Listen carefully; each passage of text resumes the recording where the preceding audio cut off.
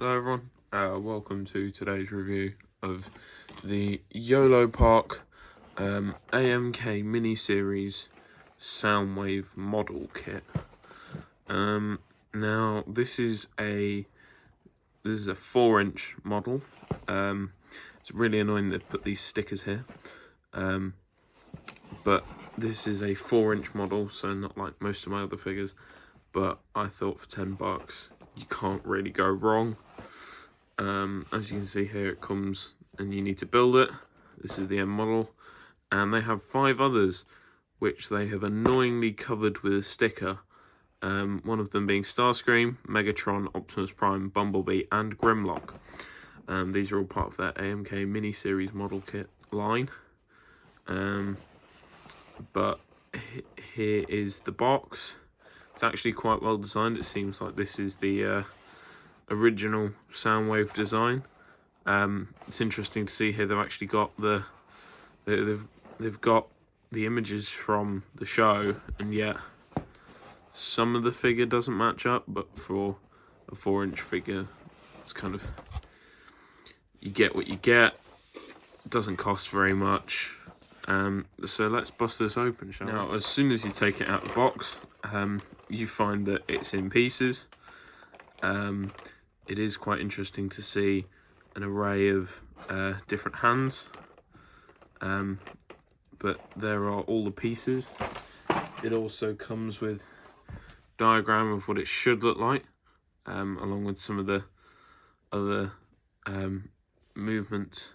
It's actually quite a cool little graphic.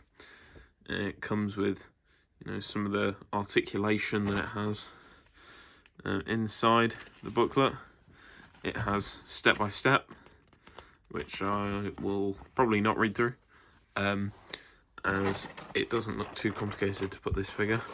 So let's see what it looks like when it's all done.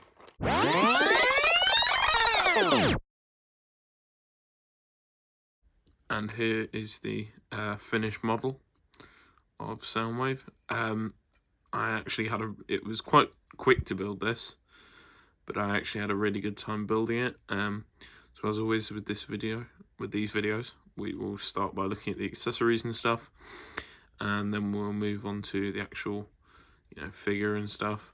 So in terms of hands, this character actually comes with 3 sets of hands. We have kind of these hair, clearly, that doesn't want to come off.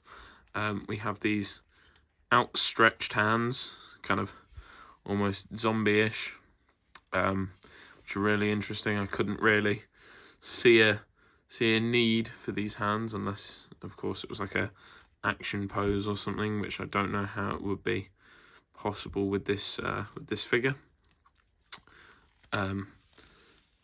He also comes with a set of fists that fly across your room.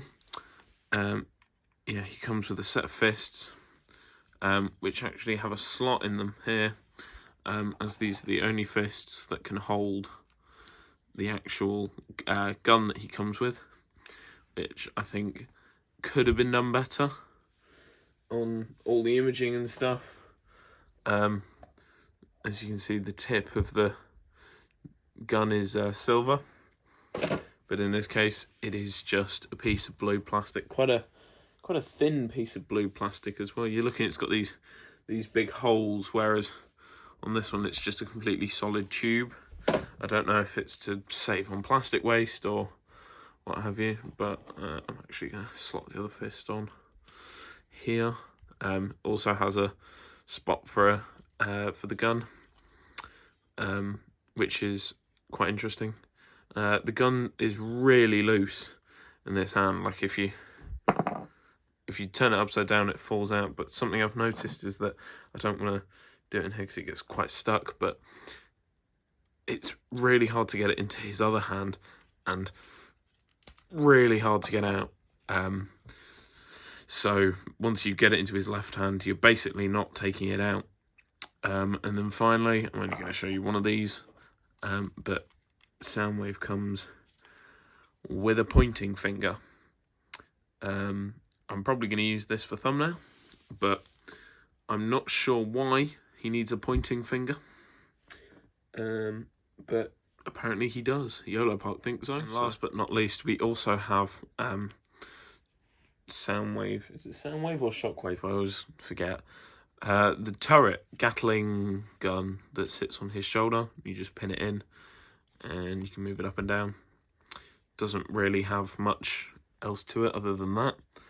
But let's move on. So this Soundwave figure. The first thing I notice is there is a great lack of detail, even for a 4-inch figure, which I think kind of hurts the figure a bit, based on the fact that if I keep the packaging in the background here so I can point to it, we are missing the red strips. In fact, the whole arm bracer here isn't even the right shape, but we are missing the red line round here, which, considering they got the red line for his visor, I'm quite unimpressed that they couldn't do that with this. We're also missing any kind of printing, or printing showing its glass on his chest piece. Of course, it's a 4-inch figure, so I wasn't really expecting it to be able to open or anything. But I just think that it's a bit sloppy to not have printing on here, especially when you can do printing that small on the face. The head is really well sculpted and moulded and painted and printed and whatnot. It looks like Soundwave. His knees are quite interesting. Clearly they've taken some liberty with these bits are just completely blue. It would have been nice to see them be the silver like they are on the box, as well as just above the knee we have these silver not inlays, but the silver printing, which the actual character here just does not have, which I think is interesting. The Gatling gun is a great addition, and the fact that it stays on. On the back we have some moulding design. Would have been nice to have some printing here as well. There's these big, huge gaps on the back of the hands. This goes for kind of all the hands. They've got these big gaps in them. It would have been nice to have full hands, as well as the wheels in the legs. They are just static and they look really odd. I think it would have been much better if they just didn't include them, as they just look like two black bugs on the back of his legs, and I can't unsee that. As well as having the Yolopark copyright tag on the side of his white foot, or at least light grey. I would have much preferred this on a dark blue piece that isn't as visible. You could have had, even the inside of the leg here, but they decided to do it on the bright white foot piece, which I think takes away from the figure a bit. Obviously he's not the tallest. I'll go more into the height in comparison in a minute, but let's move on to the articulation. So in terms of articulation, there's quite a few points with this being a buildable figure, meaning that it's quite easy to take apart, and it also means that quite a lot of pieces have these pins here. It's the same with the hands. They're all connected by these pins, which means you don't get any kind of wrist movement or anything like that, any wrist swivel. You get sideways swivel. But let's start from the top and work our way down. Excuse me. Here we have the head. The head is in fact on a peg, which means you can do almost 360-degree range of motion. You can have down, up, side to side. It's a little finicky to do because it's quite small.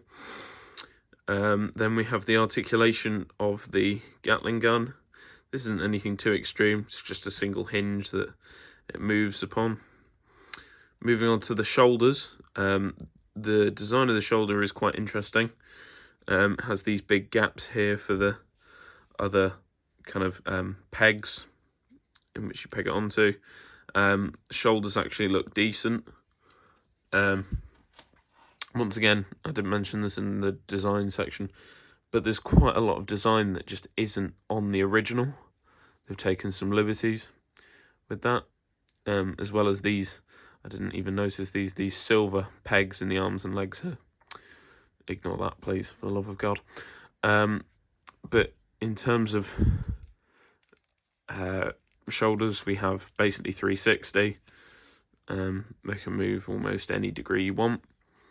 And then we've got a single hinge on the elbow here. But we do have bicep swivel, albeit very small and on a single peg, but it's there. Johnny Silverhand could learn a thing or two. We then have the hands articulation on a single peg, as I've shown. And then all the arm articulation is the same on both sides.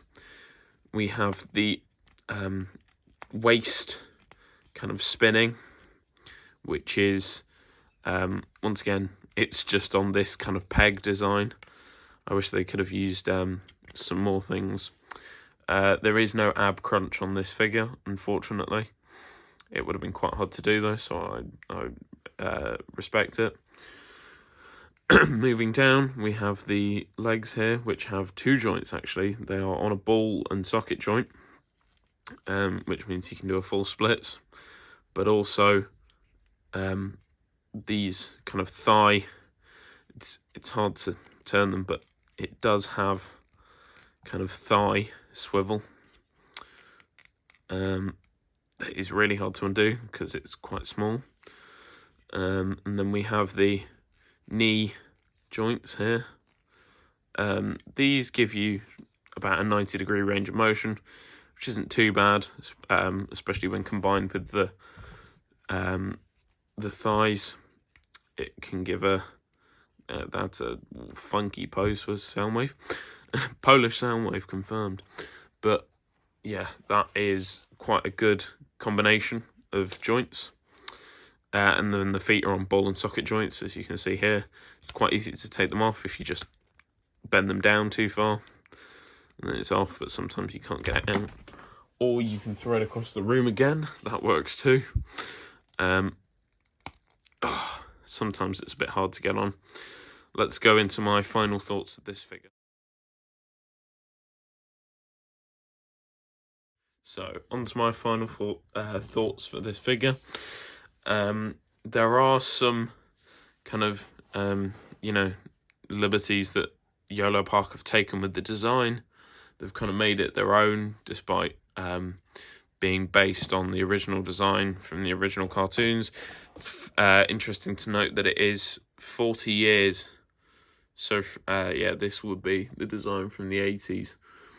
But it's interesting how they've done a 40 years figure and not made it accurate. Though, to be fair, it is quite hard to pack in detail on a 4-inch figure. But I just feel like they had, they could do the detail on the face and the knees and stuff. It wouldn't be too much to ask for a bit more detail on the gun, or the gun would have probably been easier to print on than the knees, or just making the gun complete would have looked good. But they have taken liberties as with the shoulders and stuff and the legs. So my honest thoughts, I would say for the $10 that this figure is, I think I paid about 15. It's not bad. There are much worse figures out there. It's a good way to start a collection, especially if you want your boxes to fall over.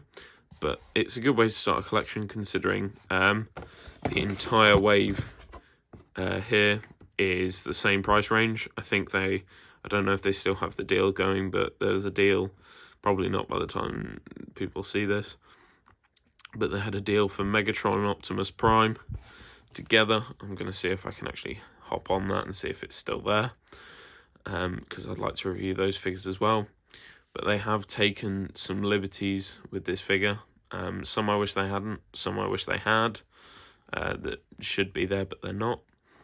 Out of 10, I would give this figure a solid I'd probably say a solid 6. It's not bad for what it is, but there's definitely ways to improve it.